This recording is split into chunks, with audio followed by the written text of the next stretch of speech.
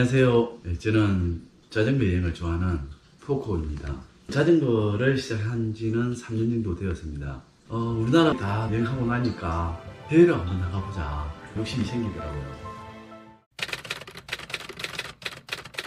8개 사원주를 순례를 하는 그런 코스가 있습니다. 일본의 시코쿠 그 지방에서 이 코스가 좋다 보니까 자전거 쪽도 한번 이렇게 접목해보자. 그렇게 해서 현재로서는 좀 만들어가고 있는 과정인 것 같더라고요. 일부 지방은 길이 굉장히 좀 잘 돼 있는, 어떤 데는 뭐 예를 들어 신경 안 쓰는 그런 구간도 있고, 부산에서 오사카까지 가는 크루즈선이 있는데 한 18시간 정도 걸립니다. 오사카에서 이렇게 쭉 한 바퀴 크게 돌아서 오사카로 오면 한 1500km, 이 정도면 16박 17일이면 할 수 있겠다 싶어서 코스를 잡았습니다.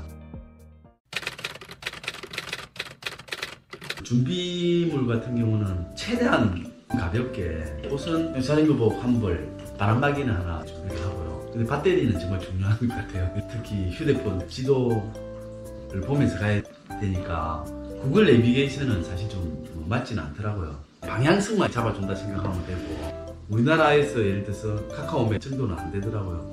우리 국토종주처럼 일본 시코쿠 종주길이라는 표시가 되어 있으니까 파란선으로 보면서 가는 게 맞고요. 제 자전거에는 투블리스 세팅이 되어 있습니다. 작은 빵꾸는 이렇게 커버해 줄 수 있는데 큰 빵꾸가 났을 때는 어떻게 해야 될까? 그래서 지렁이를 막을 수 있게 준비를 했고요. 그리고 투브도 한 개 정도는 준비를 했습니다. 정말 안 될 때는 투브를 풀어서 이렇게 할 수가 있습니다. 그래서 투블리스 세팅으로 가게 됐습니다.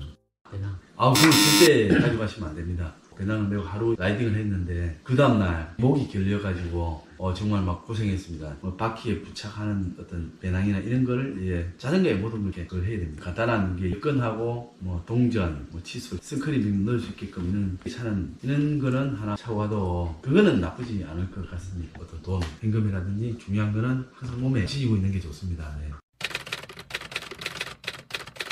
크루즈 비용에 자전거를 실는데 4만원, 왕복 8만원. 그래서 크루즈 비용이 왕복 30만원 들었습니다. 평균 숙박비가 7만원 정도 잡아 들어간 것 같은데, 저희들 물론 저렴한 곳을 골라서 갔습니다. 처음에는 예약을 미리 예약하고 결제를 하고 갔고요. 나중에 좀 익숙해지니까 빨리 도착하면 거기서 숙박을 그렇게 금세 잡았는데, 저렴한 곳이나 비싼 곳이나 차이는 없더라고요. 그래서 웬만하면 좀 저렴한 곳을 잡는 게 좋습니다. 대도시로 가면 갈수록 사실 저렴하고 깔끔하고 그런 건 있는데, 오지에 가면 약간 낡았다는 그런 생각이 들었고요. 토요일은 기본적으로 비쌉니다. 10만원 정도 책정이 되는데 2시나 3시 돼서 예약을 시작하는데, 예약하는 도중에 방이 막 차다 보니까 금액이 막 올라갑니다. 그래서 토요일 같은 경우 미리 예약을 해놓는 게 좋을 것 같습니다. 이거는 이제 에피소드인데, 저희들이 지명이 비슷해가지고 40km 더 가면 되는 이쪽 투를 예약을 했는데, 알고 보니까 그게 한 200km 정도 떨어진 곳이었어요. 그래서 이제 취소는 안 되는 거고 다시 하루 정도 연기를 시키고 싶다 해서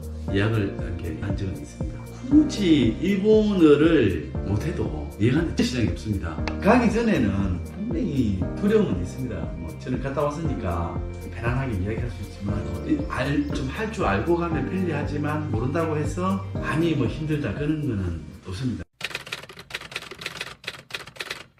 음식에 대해서 잠깐 말씀드리면, 저희들은 이제 식당에서 거의 다 먹으려고 계획은 잡았는데 막상 가보니까 마트 문화가 정말 잘 되어 있었어요. 처음에 한 3일간은 완전 오지더라고요. 마을도 별로 없고. 그래서 이제 식당도 없고 고생을 했는데, 제가 좋아하는 회가 너무 종류별로 많고 가격도 저렴하고 한 판에 한 5,000원 정도, 신선하고 또 정말 다양하게 초밥 이런 부분이 많이 좀 저렴하더라고요. 식당 가서 먹는 것보다는 마트에서 사 먹는 게 굉장히 저렴하고 푸짐하게 먹을 수 있었습니다. 크게 조심해야 될 부분은 사실 없습니다. 단 하나가 좌측 통행이다 보니까 처음에는 뭐지 이렇게 했는데 금방 적응이 되더라고요. 그리고 어떤 다리는 그렇게 돼 있더라고요. 전철, 자동차 전용 도로, 그 다음에 자전거 도로 하다 보니까 찾아 들어갈 때 잘못해서 자동차 전용 도로 쪽으로 들어가는 수도 있으니까 그 부분은 이제 조심하시면 될 것 같고, 그다음 일본 정말 친절합니다. 일본 가서는 그냥 아무나 물어보면 친절하게 좀 설명해 주더라고요. 자전거 한번 고장난 적이 있어가지고 샵이 잘 안 보이더라고요. 카본로드 자전거를 이렇게 많이 타진 않더라고요. 자전거 천국이지만 대부분 생활용 자전거입니다. 샵도 생활용 자전거 샵밖에 없습니다. 우리 로드 자전거 타고 가서 고장 났다고 수리하러 거기 가면 못 고칩니다. 그래서 어떤 자전거 장비라든지 부분은 정비를 하고 가는 게 좀 좋습니다.